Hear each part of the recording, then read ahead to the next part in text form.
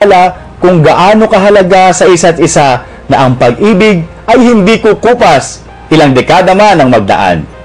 At ang patuloy na panunuyo at paglalambing ay tanda ng patuloy na pagpapasalamat sa araw na natagpuan mo ang taong itinakda para maging katuwang mo sa habang buhay.